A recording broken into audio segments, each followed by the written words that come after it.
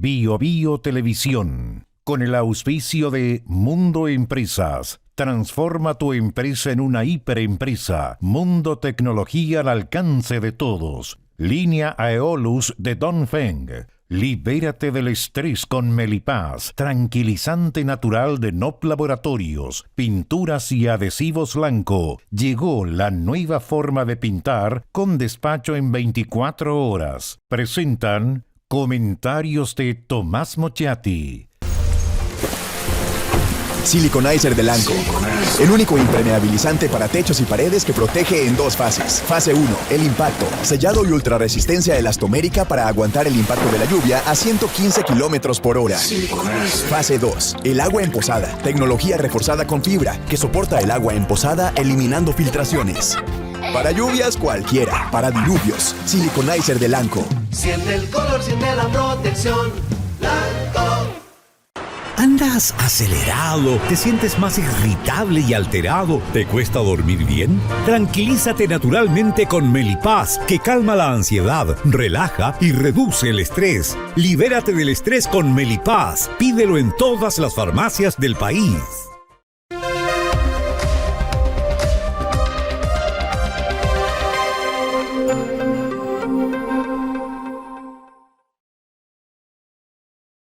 Se ha iniciado la campaña política legal. La verdad es que la campaña venía hace tiempo, con eso de que lo que en el folclore chileno se llama la pre-campaña, esa que no tiene reglas, que es y no es, esa que tiene un financiamiento oscuro, que no es vigilado, que no es auditado, o sea, esa a lo que venga. Lo importante es que cuando faltan poco más de 50 días para las elecciones, comienza ahora el envión final, el último esfuerzo, en el periodo en que es menester no cometer errores, en que hay que solo anotarse puntos buenos. Es posible que Janet Jara triunfe la primera vuelta con una primera mayoría relativa a cierta distancia del segundo. La candidatura única de la izquierda frente a una derecha dividida en al menos 3 candidaturas o 4, si se incorpora a ese sector a Franco Parisi, indicaría que debiera ser una candidatura de derecha la segunda. Si Janet Jara no alcanza la primera mayoría relativa en primera vuelta, será una derrota muy fuerte, muy importante para el oficialismo el 16 de noviembre. Todas las encuestas indican que Janet Jara perderá en forma concluyente, a distancia apreciable con el candidato de derecha en segunda vuelta, ya sea José Antonio Kast o Evelyn Matei. Incluso hay alguna encuesta que indica que Johannes Kaiser, ganaría a Jara en segunda vuelta. En la última encuesta CADEM, dada a conocer ahora cuando cerrábamos esta columna, Janet Jara está con 26 puntos.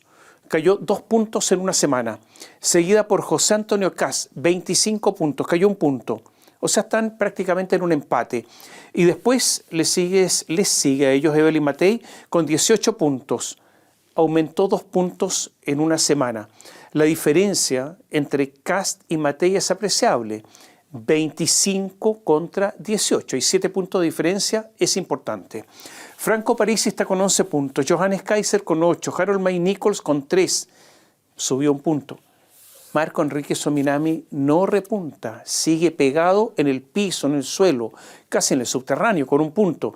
Y empata, ¿quién lo diría?, con Eduardo Artés, que también tiene 1 punto. En segunda vuelta, como les decía, vencen ampliamente Kast a Jara, con una diferencia de 11 puntos. Matei a Jara con una diferencia de 14 puntos. Parisi empata con Jara y Kaiser pierde con Jara por 1 punto. O sea, Kaiser incluso en la encuesta CADEM está dentro del error estadístico. Están prácticamente empatados con Jara. Eso indica lo mal que está Jara aspectada para la segunda vuelta. La lucha por la presidencia, por lo tanto, se decidiría por ahora en la primera vuelta, entre Kast y Matei. Ese día, 16 de noviembre, primera vuelta, podríamos saber ya más o menos quién es el presidente de Chile, con todas las cuestiones que podrían aparecer sorpresivas. A menos entonces que haya errores monumentales, sorpresas históricas, así están las cosas y así serían las cosas. Esto reafirma que esas dos derechas, como ha ocurrido en España, están luchando por su supremacía. En España, recordemos, el Partido Popular con Vox. En Francia, la derecha llamada golista, que es la derecha tradicional, está convertida en facciones mínimas y la voz cantante la lleva la agrupación de Marine Le Pen, que es la derecha similar a Cast. En Italia, la derecha se unió, pero la voz cantante la lleva la jefa del gobierno, Giorgia Meloni, aunque sea moderado en el ejercicio del poder. Hay otras situaciones similares. O sea, la lucha de las derechas en Chile no es entonces una excepcionalidad, sino un fenómeno que está ocurriendo en muchas partes en el mundo. Una victoria de José Antonio Kast será una señal, una decisión ciudadana muy relevante, pero no definitiva.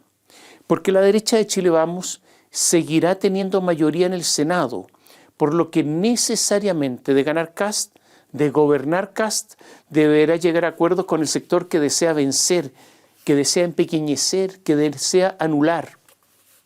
Otra cosa es la disputa en la Cámara de Diputados, que renueva a todos sus miembros y donde habrá lucha cerrada y el sector vencedor hoy día es incierto. La lucha es tan cerrada que Evelyn Matei y varios de su sector se han negado a responder si apoyarían a Kast si este pasa a segunda vuelta, lo que es una prueba irrefutable de las profundas divisiones en el llamado sector. Kast ahora ha dicho que sí apoyará a Matei si ella está en la segunda vuelta, pero para él, para Kast es fácil decir eso. Incluso es conveniente decirlo, porque hoy está ganando. La disputa es tan difícil, tan disputada, que la derecha de Chile Vamos ha utilizado el argumento de la izquierda para socavar a Kast. Han dicho que los republicanos y sus aliados socialcristianos, y si se suman a su eventual gobierno, los nacional libertarios, no garantizan la paz social. Este es un argumento de última ratio, es el último recurso, es el uso de la reserva argumental para intentar alcanzar a Kast. Que una derecha diga a la otra que no puede gobernar porque ellos serían causantes de la ausencia de paz social está en el límite, porque casi duda de la legitimidad de esa derecha. Después de estas declaraciones, planificadamente pronunciadas, la brecha entre las derechas se ha acrecentado. Sería interesante saber en privado, para que haya sinceridad, qué porcentaje de éxito podría tener un eventual triunfo de caso Matei. Me explico. Sería interesante saber con sinceridad ellos, la gente que está con Kast, la gente que está con Matei, qué porcentaje de éxito creen que va a tener el gobierno de quien apoyan. Porque los desafíos son enormes en seguridad, en crecimiento económico, en déficit fiscal, en listas de espera en materia de salud, en déficit habitacional, para no hablar del crimen organizado, del tráfico de drogas, de la inmigración. Y con una oposición, no hay que ser pitonizo para afirmarlo, que será dura, que será implacable. Digo esto porque no vaya a ser que nos encontremos con un gobierno sin aliento, al poco andar, con promesas incumplidas, con incapacidades manifiestas. Ocurre que la hegemonía de la oposición ya la tienen, de lo que sería la oposición, ya la tienen el Frente Amplio y el Partido Comunista, por lo que la alternativa posterior a un gobierno de derecha será una izquierda radical. Más de alguien en la derecha sostiene que el próximo gobierno será el más importante desde el retorno a la democracia justamente por estas circunstancias. La campaña de Janet Jara ha estado repleta de errores, tropezones, dudas, renuncias aparentes, desmentidos. Hasta ahora su programa no está firme porque el Partido Comunista insiste en adicionarle cosas.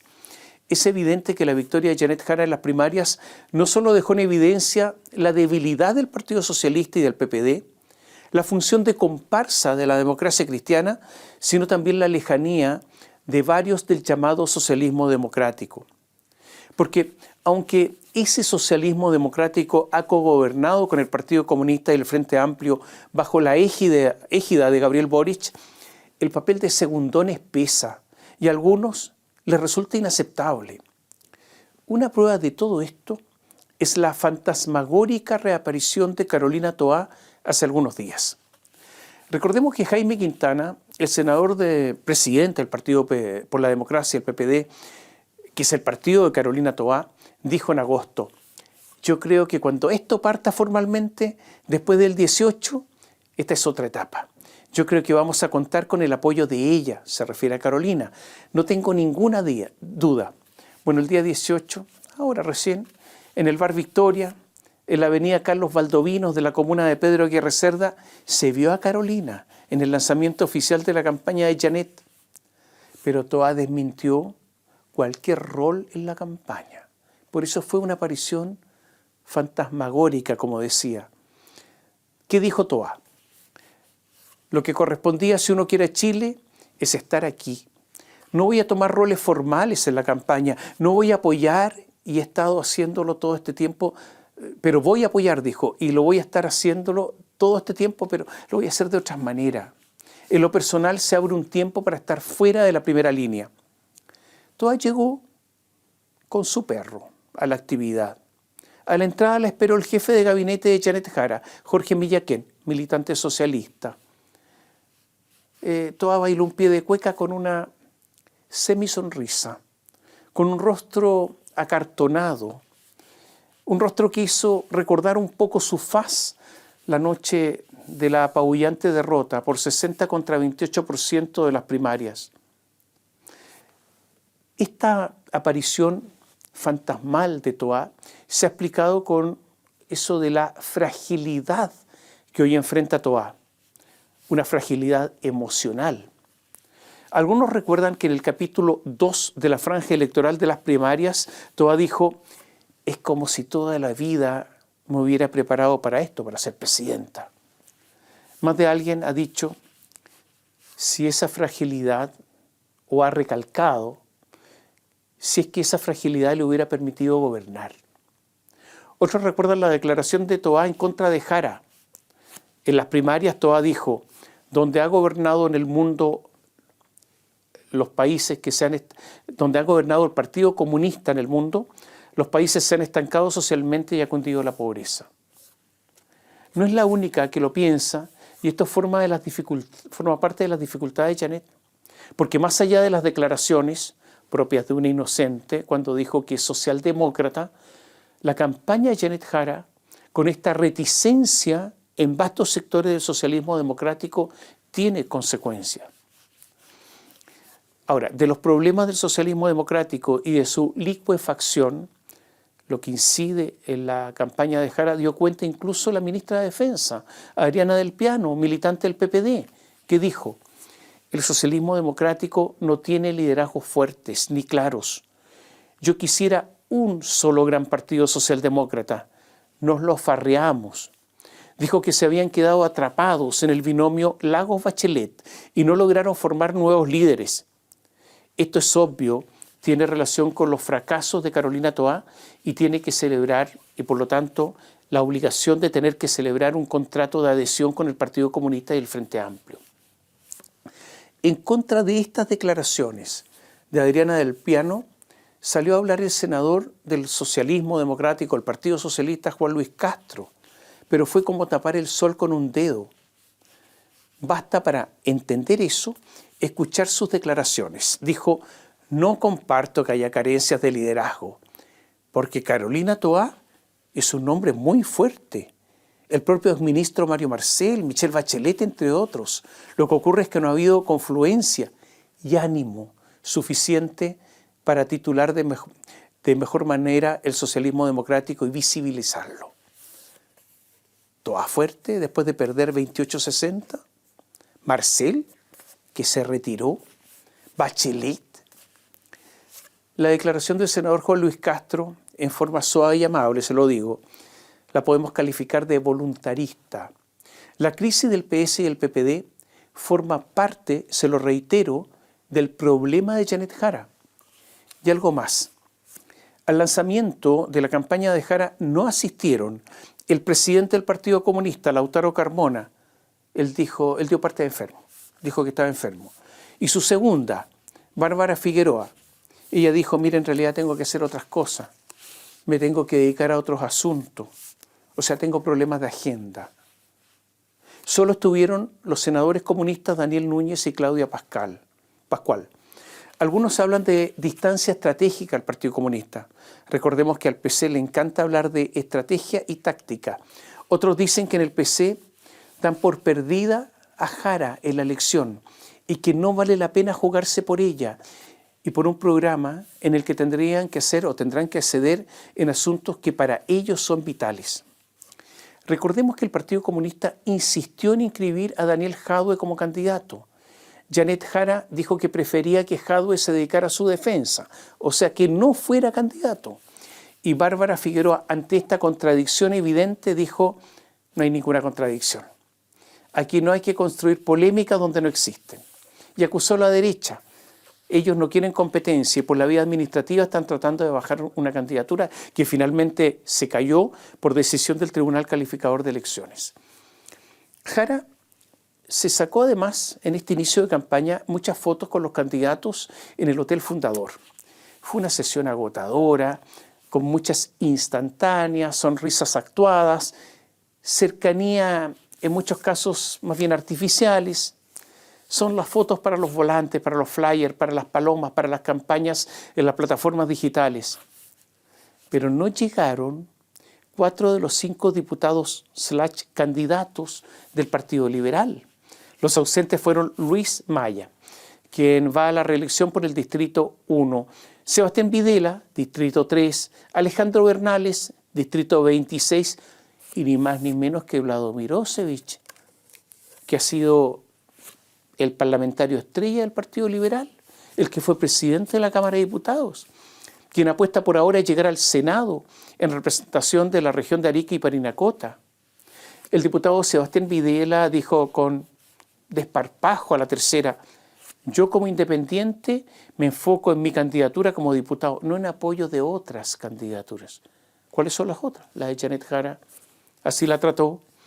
Tampoco llegaron el militante liberal Rodrigo Rettig, que compite en el Distrito 11, y el ex militante de Amarillos por Chile, Eugenio Tuma, quien postula por la Araucanía al Senado como independiente, pero en cupo del Partido Liberal. Ninguno de ellos llegó a sacarse la foto con Janet. La que sí se sacó la foto, para ser justos, es la diputada liberal Viviana Delgado, quien va a la reelección en el Distrito 8. Y aquí hago un paréntesis, porque el Partido Liberal chileno ha sido duramente criticado por la Internacional Liberal, la que agrupa partidos y movimientos políticos liberales en el mundo. En esa organización mundial está también Evópoli. El presidente de la Internacional Liberal, Karl-Heinz Paquet, dijo que nos oponemos firmemente a los principios del comunismo y su historial de regímenes autoritarios alrededor del mundo, los que repetidamente traen restricciones a la libertad y graves violaciones a los derechos humanos, documentadas por varios organismos internacionales. O sea, la ambigüedad del Partido Liberal chileno está llegando a su fin, porque ya lo están viendo internacionalmente. Tampoco estuvieron para sacarse la foto junto a Janet el diputado Tomás Lago Marcino del Partido Radical, el expresidente de la Cámara de Diputados, el demócrata cristiano Ricardo Cifuentes y Juan Carlos Pollo Valdivia, que va de candidato independiente pero en cupo de ese. Ellos tampoco quisieron sacarse la foto. El senador José Miguel Insulza, que ha hecho de la ambigüedad un estilo de vida política. Tampoco se sacó la foto con Jara, pero aclaró que sí lo hará, pero en algún futuro. Ahora, para que las cosas queden claras, los otros candidatos, fuera el diputado Videla del Partido Liberal, dijeron que no se sacaron la foto con Jara porque ese día estaban lejos, digamos físicamente lejos, para que a nadie le quepan dudas, y que no, como estaban lejos, no alcanzaron a llegar. Hablábamos antes de las confusiones de Janet Jara. El 10 de noviembre de 2022, Gabriel Boric, refiriéndose al atentado al molino Grolmus en la provincia de Arauco, dijo que ha habido ahí en ese lugar, en esa región, en la región de la Araucanía, en la provincia de Arauco, actos de carácter terrorista.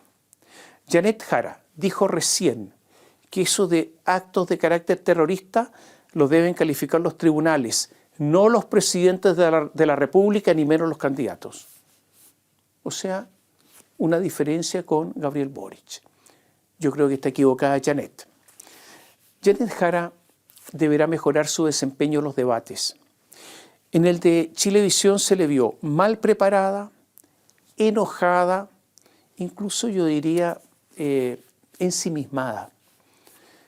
Es verdad que la imagen pública de la Janet sonriente, amable, tolerante, no es real. Ella es dura, ella es implacable, ella es irónica, a veces hiriente. Para ser justos, estas confusiones de Janet que las arrastra todo el gobierno desde sus inicios, todo el gobierno, pero ahora se manifiestan en la campaña. Hace pocos días, la ministra de Defensa, Adriana del Piano, nos referíamos a ella hace un rato, se lo reitero, militante del PPD, dijo: yo no catalogaría la CAM, la Coordinadora Arauco-Mayeco, como una organización terrorista. Ellos tienen un tema histórico con el Estado de Chile, rechazan la intromisión de otro Estado. Es como si la CAM, para la ministra de Defensa, fuera un Estado. Evelyn Matei le contestó de inmediato, dijo: es absolutamente inaceptable que la ministra de Defensa minimice la gravedad de los hechos cometidos por la CAM y la UAM, que es la Huaychán Aucamapu. La violencia de estas organizaciones ejercen contra ciudadanos, comunidades y fuerzas del Estado es terrorismo. Y negarlo es una falta de respeto a las víctimas y a todos los chilenos que exigen seguridad. El círculo más cercano de Janet Jara en el comando es del Partido Comunista o de antiguos militantes del PC. Ella está siendo aconsejada por Darío Quiroga, coordinador estratégico de la campaña, y Camila Miranda, encargada programática, además del comunista muy cercano Marcos Barraza. Se estima que es un equipo insuficiente, más aún si ya son varios los que dudan de las capacidades de Janet Jara para enfrentar la campaña. Y ahí el problema sería de fondo, o sea, un problema sin solución. El continuismo del gobierno, además, no es un peso, una carga inventada por algún mal hablado y que este peso, claro, socava la campaña de Janet Jara. Hace poco el que fuera candidato del Frente Amplio en las primarias, Gonzalo Winter, dijo: la identificación total con un gobierno tiene un peso y a mí me pesó. De pasada dijo que postular por tercera vez a diputado cuando había prometido solo una reelección no es faltar a la palabra empeñada. Yo le sugiero tener cuidado si se encuentra con Gonzalo Winter. Me refiero solo a que no vaya a empeñar su palabra con usted porque podría terminar mal. Pero a todos los inconvenientes antes descritos se añade que en su extensa gira Janet pudo percibir con crudeza que ser continuista de un gobierno que goza de amplia desaprobación es duro y que además los temas más acuciantes cuando hablaba con la gente en la gira son seguridad, desarrollo económico, cesantía, que son todos temas en que el Partido Comunista y el gobierno tienen muy poco que mostrar. Entonces los problemas de Janet Jara son enormes. Janet Jara está perdiendo al día de hoy la elección. El que hasta ahora lleva las de ganar es José Antonio Cast. Se dio el tiempo para viajar a Roma y entrevistarse con la jefa del gobierno italiano, Giorgia Meloni. Esta reunión le sirve a Cast para demostrar que existen líderes que han sido calificados de ultraderechistas, pero que han tenido políticas europeístas con estabilidad económica. Italia recién ha mejorado en el ranking de riesgo país, con un gobierno que ha sido estable y que ha mantenido en minoría a la oposición de izquierda.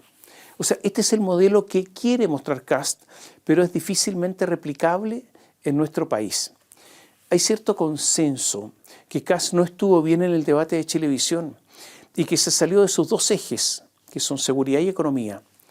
Para José Antonio, él debe entender que esos dos temas, seguridad y economía, no los va a poder mantener en estos poco más de 50 días que quedan para la primera vuelta, que será zamarreado con otros temas, porque ser monotemático solo sirve cuando hay monólogos. Naturalmente que no tiene por qué ensansarse en una discusión que acusa a alguien de mentiroso, recibe la respuesta de que él es el mentiroso, como ocurrió con Janet Jara. Eso es solo pérdida. Kast, como les decía, ha bajado en algunas encuestas. Y esto intranquiliza más allá de la frialdad teutona del candidato. La gente, los adherentes, ¿quieren a Kast? ¿Creen en él? ¿Están persuadidos por él? ¿Hay fervor por Kast? Yo diría que no. Leo una entrevista interesante en el diario La Nación de Buenos Aires a Carlos Ayala, que entre muchas cosas realmente atractivas dijo: en Argentina mucha gente no compró a Milei, dijo, lo alquiló, o sea, lo arrendó. Ese alquiler, ese arriendo, era: queremos que este loco haga 2 o 3 cosas que se necesitan en este país y que no se harían en la política tradicional. O sea, es el caso del público que elige a alguien por necesidad. Kast, es verdad, es un político. Esta es su tercera aventura presidencial. Pero al mismo tiempo promete cosas que, dice, la otra derecha, la de Chile Vamos, no haría. O sea, que está probado que no haría porque ya fueron gobierno, dice él. Entonces, en esta adhesión a Kast, ¿hay fervor? ¿Hay confianza? ¿O hay solo arriendo, como dice el argentino, alquiler con Kast por si resulta? ¿Es solo una relación utilitaria porque pareciera que el candidato no despierta grandes fervores? ¿O es una creencia o una fe en el personaje? Pregunta que dejamos planteada. Aunque uno de los ejes del discurso de Kast, lo decíamos recién en la economía, Kast no ha logrado explicar con una claridad mínima cómo va a disminuir el gasto público en $6.000 millones en 1 año y medio. Menos ha explicado todos los efectos que eso podría producir. Tampoco ha pormenorizado cómo eliminaría el préstamo de los cotizantes al Estado de la reforma previsional y, de nuevo, cómo se hace esta reforma sin perjudicar a pensionados y a los beneficiados con la pensión garantizada universal, la PGU. O sea, hay demasiada ambigüedad. O sea, Kast señala que uno de sus discursos, de uno de sus ejes, es economía y hay ambigüedad en su proyecto económico. Hay que recordar que el asunto, además previsional, fue un tema que Kast puso en la agenda con el llamado chao préstamo y el tiro no le salió bien. Kast, se lo decíamos, está en ventaja, por lo que deberá recibir los dardos de todos los demás, incluido el gobierno, y debe administrar esa ventaja. Una de las debilidades que no ha podido subsanar es la ausencia de equipos para gobernar. La frialdad de Chile Vamos para incorporarse a un posible gobierno de Kast, eso es lo que han dicho, es uno de los flancos más importantes. Kast incluso ha intentado obviar su postura sobre los llamados temas valóricos. Simplemente ha dicho que sus convicciones son claras para todo el mundo, que todo el mundo las conoce y que no son motivo de campaña ni de programa de gobierno. Dijo que esas convicciones dejaron de ser prioridad. Posiblemente una lección de la campaña anterior y del fracasado proyecto de Carta Fundamental del Consejo Constitucional que dominaba a la gente de Kast le hayan llevado a arribar a estas conclusiones, que esto no es importante. La pregunta es si hay un compromiso de no innovar en la agenda en un eventual gobierno suyo. Y por su parte, Johannes Kaiser ha hecho 2 cosas. Manifestarse como el más anticomunista de todos, con declaraciones tipo si Jara gana, gobierna Carmona. Y lo segundo es, ante el silencio de Kast de enarbolar la agenda valórica, él sí lo hace y sin tapujos. A la salida del Te Deum ecuménico en la Catedral Metropolitana, Johannes Kaiser dijo: vamos a seguir de todas maneras impulsando una agenda de reconstrucción valórica. Dijo que no solo hay que respetar la Constitución, sino también la ley natural. Kast, por su parte, siguiendo su plan, dijo que la gente ya sabía cuál era su posición. Ya habló de educación, unidad, democracia, juventud. Johannes Kaiser estima que el silencio de Kast lo beneficia. Naturalmente que cree además que en estos temas no cabe el cálculo, porque son de principios, por lo que critica a Kast, su crítica a Kast es una crítica dura. El Mercurio recuerda que en CNN Kaiser dijo, refiriéndose a Kast, lo encuentro un poco lamentable, porque un país funciona en torno a una estructura de valores. Si no vamos a discutir de los valores en tiempos de elecciones, entonces, ¿cuándo vamos a discutir de esto? Kaiser ha sostenido que él está dando una batalla cultural, la batalla contra el mundo woke, que es una batalla que no se debe abandonar. Hans Marowski, que es vicepresidente del partido de Kast, el Partido Nacional Libertario, dice, no lo hacemos por una estrategia electoral, lo hacemos porque es lo que creemos que es correcto. En el fondo recogemos un vacío que deja el Partido Republicano y nos dirigimos a quienes sienten que la derecha abandonó la batalla cultural. Kast, después del Te Deum, dijo, los 4 próximos años son de emergencia nacional. Tenemos que enfrentar realidades tan duras como el narcotráfico, el crimen organizado, el terrorismo, la inmigración irregular, la pobreza y la falta de trabajo. Eso es lo que queremos plantear a la ciudadanía. Lo otro, entonces, lo del aborto, matrimonio igualitario, la eutanasia, responden desde el comando, ya saben lo que pensamos, pero ahí quedan. La posición de Kaiser es usar el flanco abierto por Kast. La posición de José Antonio Kast es no salirse del libreto. Lo que quiere Kaiser es captar parte de los electores de Kast. El problema de José Antonio es que no sean lo suficientes para que Matei lo iguale. Esa es la discusión entre Kaiser y Kast. El asunto está pendiente. El plan de Evelyn Matei es por su parte dar seguridades. Es decir, ella va de la mano de la paz social. Nadie más de la derecha asegura eso. Ella tiene más equipos de gobierno con experiencia. Ella tiene un programa creíble, dice, realizable. Ella cuenta con exconcertacionistas. Ella, por lo tanto, da seguridades de amplitud. Ella no es extremista, no es ultra, no se mete en la vida de la gente con la agenda valórica. Ella es optimista, porque todo es arreglable, todo es solucionable, todo es mejorable. Todo en Chile se puede arreglar. Ella dice, Matei, dice, Chile es un país maravilloso. Evelyn quiere ser el símbolo de la fe en Chile. O sea, habría que realizar con ella un acto de fe. Ese es el plan de Evelyn Matei. Optimismo, fe, todo será mejor. Un video de la franja de Matei se filtró en redes sociales y allí Matei habla de los 2 abortados intentos de tener una nueva constitución. ¿Qué dice Matei? Lo dice ella misma, ahí está su voz. Nos envenenaron con discursos llenos de odio que invitaban a considerar a nuestros compatriotas como enemigos. Y mostraban imágenes, mientras hablaba Matei, imágenes de Rodrigo Rojas Vade, ¿se acuerda de él? Daniel Stingo y del llamado profesor Luis Silva, el consejero del Partido Republicano. Acusan al gobierno en ese video de aprovechar el caos para empujar una constitución que nos dividía. Y agrega, luego el otro extremo sintió que por fin era su turno y trabajando sin escuchar a nadie, fracasó rotundamente. Los extremos son un fracaso, se dice ahí, con una imagen de la republicana expresidenta del Consejo Constitucional, Beatriz Hevia.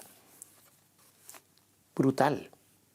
O sea, guerra decidida y declarada en contra de los republicanos. Pero lo que se difundió luego en forma oficial fue todo esto sin las imágenes del profesor Silva y de Beatriz Hevia. Pero este es el espíritu, este es el tono, casi una guerra civil. Ahora, resulta obvio que equiparar el primer proyecto constitucional, el de la Convención Constitucional, con el segundo, con el del Consejo Constitucional, como si fueran iguales en cuanto a extremos, es una total exageración. Simplemente esto demuestra que para ganar es posible que estén dispuestos a la guerra total, sin posibilidad de posterior tregua, ni menos posterior paz. Uno de los problemas que tiene Matei, digo uno porque los de ella son variados, es que sea percibida sin la fuerza, sin la energía que se requiere para enfrentar los grandes problemas que tiene el país. O sea, caer en el buenismo, de los que la derecha que ella representa ha sido fiel cultora por años. O sea, en el fondo, que no se le crea que la situación sería para eso de hablar de tanta maravilla, pero que muchos ciudadanos no perciben que eso sea posible o que sea verdad. Y que sea la misma derecha que no fue capaz de tomar en serio las tensiones que ya se observaban antes del estallido social. Los detractores de Matei dicen que ellos ya tuvieron oportunidades y las desperdiciaron. Si segundas partes nunca fueron buenas, menos serán las terceras partes. Matei debe remontar y no puede permitirse ahora ni el menor error, ni el menor riesgo para alcanzar a Kast. Y el que mira todo esto con enorme tranquilidad, ¿quién es? El presidente Gabriel Boric. El proyecto de ley que eliminaba la asignación a los expresidentes, no la dieta o jubilación, fue rechazado en la Cámara incluso en su idea de legislar.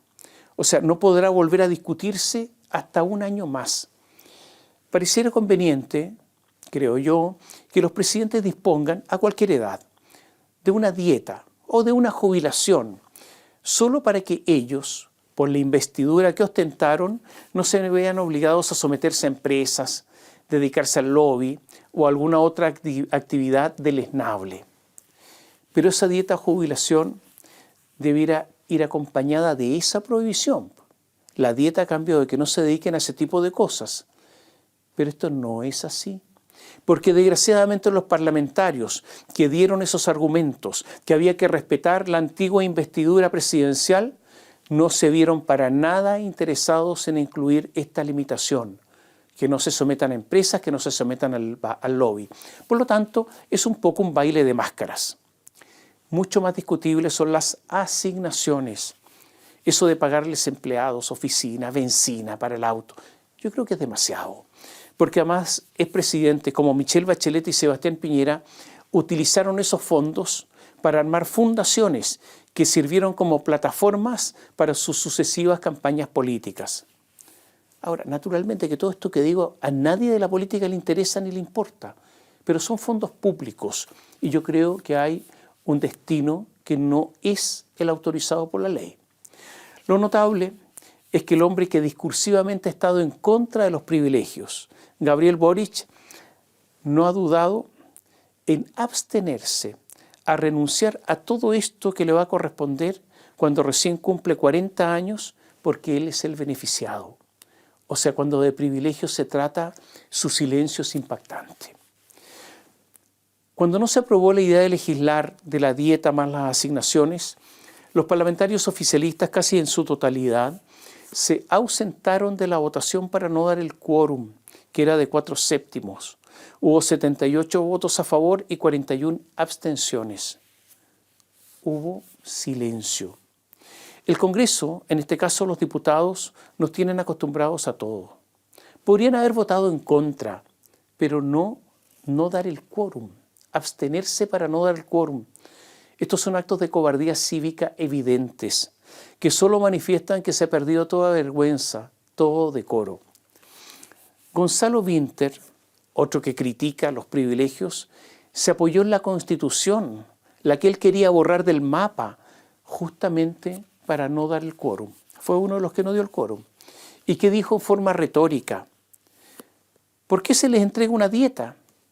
Entre paréntesis, jubilación. Y ahí entramos a la segunda parte de la conversación. Hay quienes plantean que el presidente de la República debe ser un ciudadano más. Sin embargo, nuestra República, nuestra institucionalidad y nuestra constitución política adscribe a otra teoría, que es la teoría que el presidente y expresidente son una institución de la República, cuyo actuar honra o deshonra a la República y a la nación, añadió el legislador. ¿Quién diría que este mismo Wimper quería eliminar todas esas normas que hoy día defienden? Incluso no creía en la nación, sino que en la plurinacionalidad. Todo esto es impactante y demuestra cómo los políticos son capaces de tener un discurso según la ocasión. Gabriel Boric prepara su último discurso ante la Asamblea General de la ONU. Algunos indican que desde ahí debería impulsar una eventual candidatura de Michelle Bachelet a la Secretaría General de la Organización de Naciones Unidas.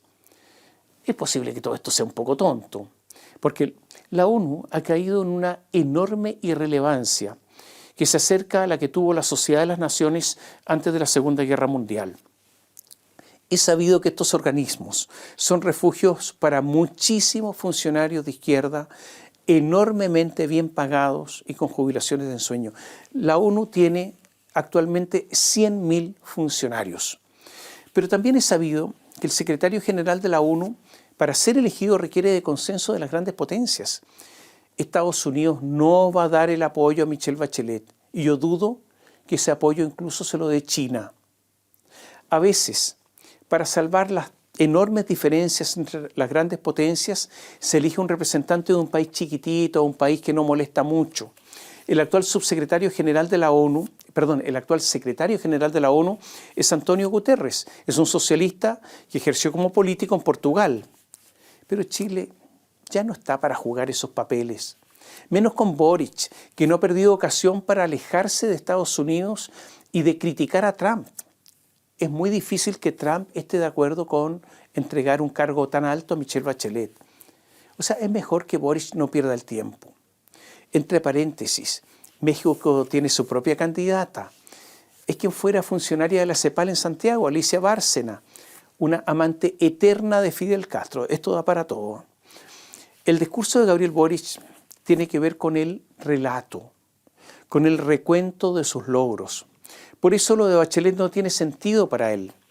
En la ONU, Boric hablará de la tragedia que ocurre en Gaza, de la necesidad de reformar el Consejo de Seguridad de la ONU y de la defensa de la democracia. Sobre Gaza el otro día Boric dijo algo así, que si Dante, me refiero al italiano, hubiese visto Gaza hoy, no habría tenido necesidad de pintar el infierno, lo habría copiado. Claro, Italia ha tenido grandísimos, enormes pintores, por lo que no hay necesidad de agregar otro. Dante Alighieri no fue pintor, es uno de los más grandes poetas que han existido, pero Boric cometió una gaffe increíble. Bueno, más allá de esta gaffe, más allá de este patinazo, Boric prepara en Nueva York la segunda cumbre de Democracia Siempre. Recordemos que la primera se hizo este año en Santiago y de nuevo se verán las caras Lula, Pedro Sánchez, Yamandu Orsi, Gustavo Petro, y podrían unirse Claudia Sheinbaum de México, Xiomara Castro de Honduras, Keir Starmer de Gran Bretaña, Mark Carney de Canadá, Anthony Albanese de Australia, Cyril Ramaphosa de Sudáfrica y Mette Frederiksen de Dinamarca. Si esto ocurre, al menos con muchos de ellos, esto será un gran éxito para Gabriel Boric. Aunque habría que ver cómo esto tiene continuidad en el tiempo. Es común que en política internacional ocasiones son solo una noche de verano. Boric además tiene viaje a Roma, ir a ver al Papa, a León XIV, en una visita más protocolar que otra cosa. Se estima que en ese viaje a Roma no va a pedir entrevistarse con Giorgia Meloni. Gabriel Boric tiene además otra agenda posible, la asistencia a la PEC en Corea del Sur, a la COP30 en Belém, en Brasil, e incluso podría ir a Sudáfrica. O sea, como usted ve, aunque no vaya a todas estas reuniones, Gabriel Boric comienza a alejarse de la política contingente de Chile. Lo que no cayó nada bien en el gobierno es el IPOM, el informe de política monetaria del Banco Central, que señaló que el alza del salario mínimo y la jornada laboral de 40 horas tiene que ver con la alta cesantía que hay en el país. Este es un informe técnico. El presidente dijo que no estaba de acuerdo con ese informe, pero no entregó ninguna razón técnica. Después de esto, hubo una coordinada ofensiva oficialista contra el Banco Central desde el gobierno y desde los parlamentarios del oficialismo. La ofensiva comenzó, como era de esperar, con la vocera, con Camila Vallejo, que no sabe sabe poco y nada de economía, quien sostuvo que el análisis del Banco Central no está permitiendo todavía dimensionar efectos agregados al mercado laboral. Esa fue la declaración. El ministro del Trabajo, Giorgio Bocardo, dijo en CNN que sus equipos técnicos y los del Ministerio de Hacienda se habían comunicado con el Banco Central sobre este IPOM y los impactos en el empleo. El Banco Central, según la segunda, desmintió a Bocardo. Señaló que respecto de reuniones para discutir aspectos específicos del recuadro del IPOM sobre temas laborales, hasta ahora no se ha recibido una solicitud formal. Toda una discusión y todo mensajes comunicacionales. Es que le pedimos una reunión, no ha habido ninguna petición. Todo esto para tratar de aminorar la crítica del Banco Central. La economista Andrea Repetto, que es una economista cercana al gobierno, fue más sincera. Dijo que Boric formuló un reparo de carácter político, no metodológico. Bueno, pero lo que habla el Banco Central es de economía, de metodología. Ahora, ¿qué es lo que dijo Andrea Repetto? Que no hay que esperar fundamentos económicos en lo que diga Gabriel Boric. Lo que no se entiende es que un economista como Repetto haya salido a decir que lo que dijo Boric era político, porque eso le corresponde a un político. Raro lo de la Repetto.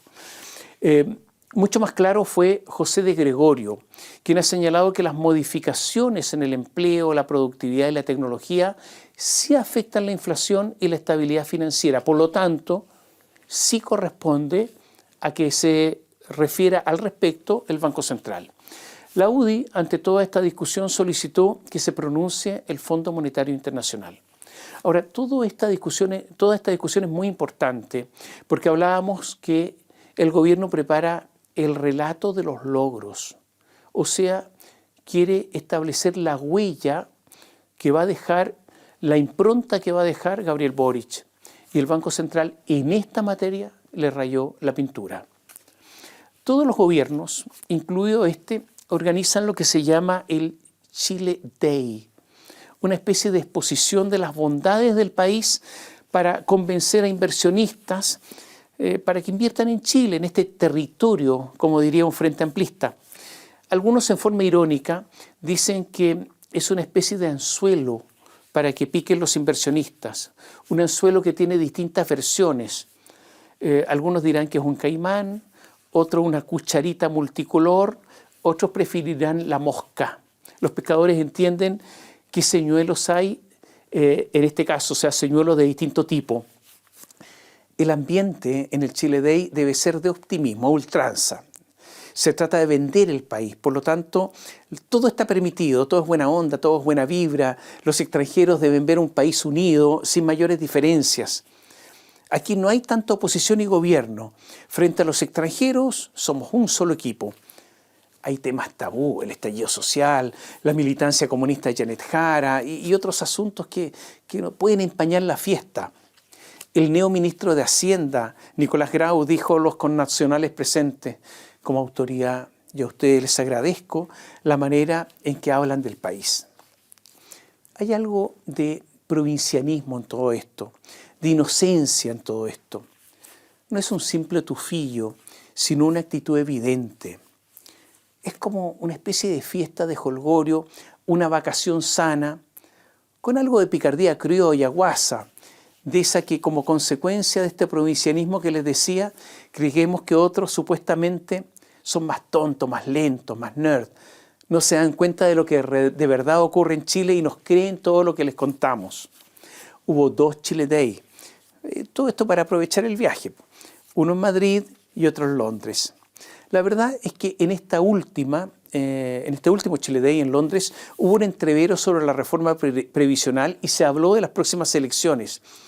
Pero la idea era mostrar un país digno de invertir, algo así como que los empresarios chilenos que han resuelto invertir en otros lugares, en otros países, se equivocan y que la baja inversión que hay en el país en estos momentos es porque nosotros no entendemos lo que ocurre entre nosotros. Una cosa así. En Londres, todos estos chilenos y los inversionistas fueron recibidos por Jimena Fuentes, la esposa de Fernando Atria, el hombre que dijo que si no es por las buenas es por las malas. ¿Se acuerdan? Pero claro, hay que precisarlo, y esto no es una ironía. Esa es una cosa de él, de Fernando, porque lo de ella ahora es la diplomacia. Estas son ocasiones para también eludir responsabilidades. Nicolás Grau, el ministro, dijo que el problema fiscal en Chile comenzó al menos desde 2012 y agregó, no es cierto que crecimos tantos por 30 años, fue por unos 20 y tantos. La diferencia es importante, dijo.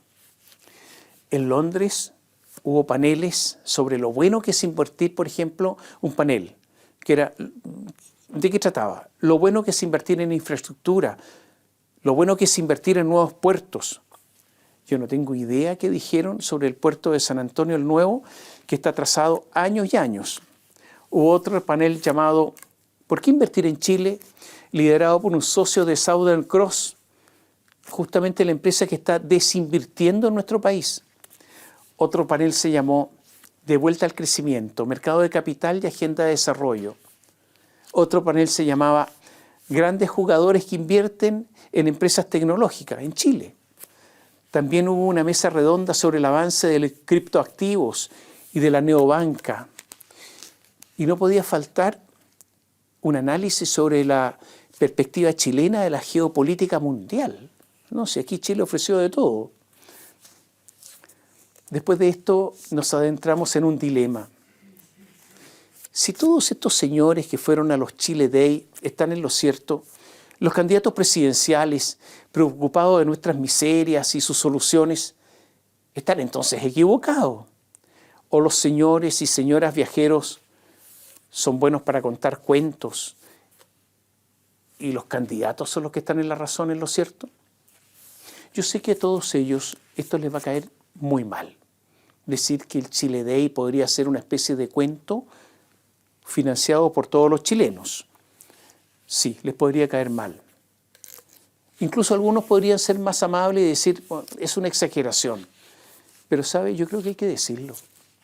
Por lo menos para que no haya tanto silencio cómplice, porque no todos somos vendedores de ocasión. Ahora, hubo palabras de buena voluntad. El presidente de Mitsubishi dijo que la estabilidad política y económica de Chile son muy importantes. El CEO de HSBC dijo que Chile es el país para comenzar a invertir en América Latina. Se parte por acá. El director de Copec Wind dijo que Chile exporta talento. Palabras buenas para el país. Pero yo no sé si son palabras de la boca para afuera. Grau, en todo caso, Nicolás, el ministro, dio un mensaje político. Dijo, gobiernos progresistas y socialdemócratas dan más estabilidad al país. Una especie de invocación de la paz social, lo que en Chile es visto por algunos como una vulgar amenaza. Ahora, en España ocurrió algo extraño. Ustedes saben que el embajador es Javier Velasco, un amigo del presidente de la República, es un embajador político, muy amigo de Gabriel Boric, el mismo que en el auto oficial de la embajada fue fotografiado acariciando la desnuda extremidad de su pareja.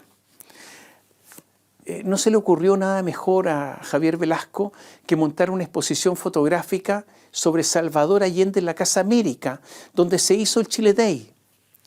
El agregado cultural es Carlos Berger, el hijo de la diputada comunista Carmen Hertz. Todo esto son solo coincidencias, o sea, coincidencias que coinciden. Perdonen la tautología. Y ocurre que Allende, que solo quería estatizar, Allende que solo quería expropiar, que solo quería hacer nacionalizaciones, ¿qué hace ahí en el Chile Day? Que le dice a los extranjeros que inviertan en Chile. Bueno, ocurre que la ideología siempre se impone. Y Javier Velasco, el embajador, el frente amplista, el hombre simpático, así dicen los que lo conocen, el pragmático, el que ha aprendido harto con la plata de todos nosotros, el que vive en uno de los barrios más caros y opulentos de Madrid, bueno, a la ideología al final no renuncia, aunque sea para dispararse los pies. Se dieron a conocer las últimas cifras de los estados financieros de TVN. Obviamente son más pérdidas. El año pasado, Televisión Nacional perdió 15.065 millones de pesos. En el primer semestre de este año perdió 7.507 millones de pesos. Debe cerca de 65.000 millones de pesos. En enero obtuvo un préstamo avalado por todos nosotros, porque tiene aval del Estado, por 12.000 millones de pesos. Los costos financieros, entre intereses que son intereses sobre la deuda, saltaron desde 439 millones en el primer semestre de 2024 a 821 millones en igual lapso de este año. O sea, prácticamente se duplicaron. Escuche bien, la deuda de TVN es 3 veces su patrimonio, 3 veces. O sea, TVN no vale nada. Claro, vale para los trabajadores y los políticos que lo tienen capturado a este canal, pero no vale nada. TVN le debe al BCI, con tasa efectiva anual de 1,47%, amortización anual, como amortización semestral y un saldo actual de 42.317 millones de pesos actualmente. Hay un dato importante que no se conocía. TVN le debe a un banco chino, el China Construction Bank, uno de los bancos más grandes de China, y le debe 13.877 millones de pesos. Es un banco estatal, depende del gobierno de China, o sea, depende del Partido Comunista Chino. O sea, el tema de TVN ya no solamente comienza a ser un tema político nacional, sino también político internacional. Y sigo con los chinos. China ya controla buena parte de la red eléctrica chilena. Y todos sabemos que la red eléctrica es infraestructura crítica. State Grid, empresa estatal china, es dueña de la Compañía General de Electricidad y de Chilquinta, o sea, posee cerca del 60% de la distribución eléctrica nacional, además de ser dueña de la generadora Pacific Hydro. Otra empresa china, Southern Power, posee el 28% de otra distribuidora, que es Transelec. La idea de los chinos es ser mayoritario de Transelec, ser controladores. Están en proceso de compra del porcentaje suficiente de Transelec para tener una posición dominadora. Todas estas empresas dependen de un holding estatal de empresas chinas, o sea, no compiten entre ellas. Habrá que ver, frente a este último intento de compra, qué hacen los burócratas de la Fiscalía Nacional Económica y lo que ocurrirá con las presiones chinas. La experiencia de la Fiscalía Nacional Económica en Chile es mala. Han sido los mayores blanqueadores de las fusiones en Chile, permitiendo mayor concentración económica, o sea, menos competencia. Justo lo contrario a sus funciones. Esto también de chinos, pero es algo chiquitito, es particular. Esto está ocurriendo en Valdivia. En Biobío informamos que la Municipalidad de Valdivia, región de Los Ríos, ordenó paralizar la construcción de un mall chino en pleno centro de la ciudad. Están construyendo un mall. ¿Y por qué ordenaron paralizar las obras? Porque no cuentan con permiso de edificación, lo están haciendo a la mala, pero a la vista de todo el mundo. La alcaldesa de Valdivia es Claudia Hartmann, ella es frente amplista y dijo: no voy a descartar acciones legales. Bueno, contamos nosotros que la construcción de este nuevo mall chino sigue en faenas con algunos operarios a pesar de la orden de paralización. Cuando dimos a conocer esta información, fuimos 7 días después a mirar. Y 7 días después informamos que pese a la orden de paralización, a vista y paciencia de todo el mundo y de la alcaldesa Hartmann, las obras continúan. Porque a estos chinos les dio lo mismo. La alcaldesa habla que parece que no le hacen caso. La pregunta es: ¿qué poder tienen estos empresarios chinos para que en pleno centro de Valdivia hagan lo que ellos quieren, violando la ley? ¿Y esa alcaldesa del Frente Amplio habla en serio? ¿O es solo una especie de actuación? ¿O solo una especie de decir algo que no va a ser? ¿Qué presiones hay de los chinos o qué influencia tienen sobre la Municipalidad de Valdivia? Laura Albornoz, apoyada obvio por el oficialismo, se resiste a abandonar la vocería de Janet Jara y ser al mismo tiempo directora de una empresa estatal que es la Empresa Nacional del Petróleo, ENAP. Hay que reconocer que en mayo Laura Albornoz redujo su jornada completa de horas en la Facultad de Derecho de la Universidad de Chile. Tenía jornada completa y hacía no sé cuántas cosas más. Lo de Laura es una actividad laboral incesante, ejemplo de laboriosidad y dedicación que solo puede cumplir una persona con dotes superiores. para agregar más antecedentes, voy a citar lo que dijo The Clinic. Dijo, en agosto de 2024, uno de los programas estrella del gobierno regional, el GORE metropolitano que encabeza Claudio Orrego, promueve empleo mujer. A Claudio Orrego se le ocurren hartos programas. Promueve empleo mujer. Y terminó su primera edición con una serie de charlas magistrales para más de 2.000 mujeres. Laura Albornoz, actual vocera de la campaña de Janet Jara, ex militante demócrata cristiana, por entonces ya era directora de la Empresa Nacional del Petróleo y fue una de las conferencistas de la jornada. La iniciativa fue ejecutada por la Facultad de Economía y Negocios de la Universidad Alberto Hurtado a través de un convenio con el gobierno regional de Orrego que le entregó fondos por 1.900 millones de pesos para esta actividad. Quien cerró el trato con el gobierno regional fue el director de vinculación con el medio de la Universidad Alberto Hurtado, Mauricio Araneda, ex militante de C, quien al igual que Albornoz también ocupa un puesto en la ENAP. Los dos son ex militantes de C, los dos están en la ENAP, los dos hacen estas actividades. Albornoz está contratado en la ENAP como especialista en relaciones laborales. Y sigue CIPER. De los recursos asignados al proyecto gestionado por Araneda, Mauricio Araneda, y financiado por el gobierno regional de Claudio Orrego, casi la mitad, 850 millones de pesos, fueron destinados a pagar un equipo de, en promedio, 15 asesores y profesionales. Este grupo estuvo dirigido por Priscila Corsi, ex candidata a diputada por la Democracia Cristiana, e incluye al menos a 3 personas que habían trabajado ¿dónde? En la ENAP, en los años en que Araneda ya trabajaba en esa empresa.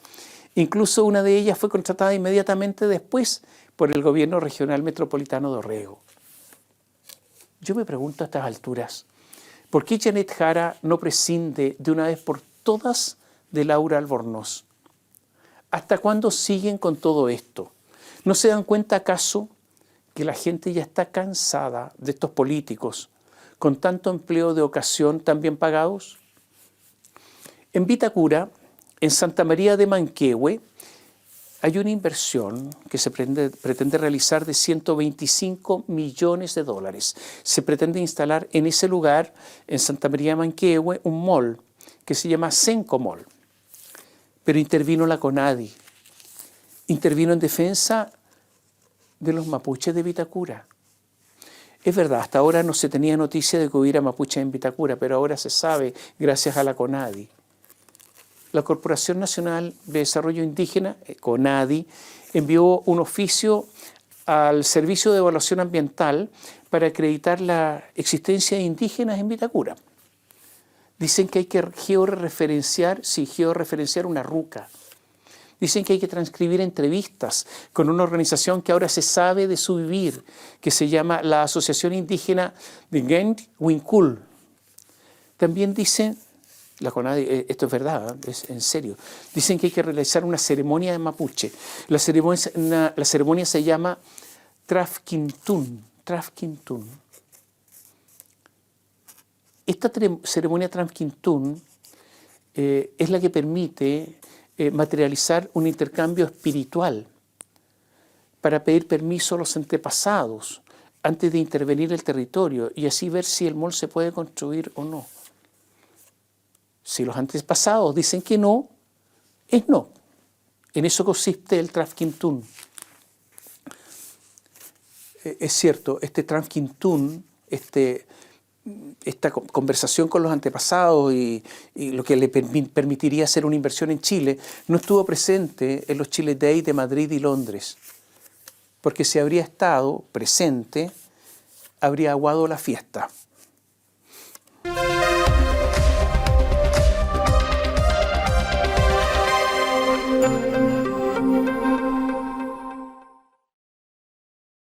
Bio Bio Televisión, con el auspicio de Mundo Empresas. Transforma tu empresa en una hiperempresa. Mundo Tecnología al alcance de todos. Línea Aeolus de Dongfeng. Libérate del estrés con Melipaz, tranquilizante natural de NOP Laboratorios, pinturas y adhesivos blanco. Llegó la nueva forma de pintar con despacho en 24 horas. Presentaron Comentarios de Tomás Mochiati. Siliconizer de Lanco. El único impermeabilizante para techos y paredes que protege en dos fases. Fase 1, el impacto. Sellado y ultrarresistencia elastomérica para aguantar el impacto de la lluvia a 115 kilómetros por hora. Fase 2, el agua emposada. Tecnología reforzada con fibra que soporta el agua emposada eliminando filtraciones. Para lluvias cualquiera, para diluvios. Siliconizer de Lanco. Siente el color, siente la protección. Lanco. ¿Andas acelerado? ¿Te sientes más irritable y alterado? ¿Te cuesta dormir bien? Tranquilízate naturalmente con Melipaz, que calma la ansiedad, relaja y reduce el estrés. Libérate del estrés con Melipaz. Pídelo en todas las farmacias del país.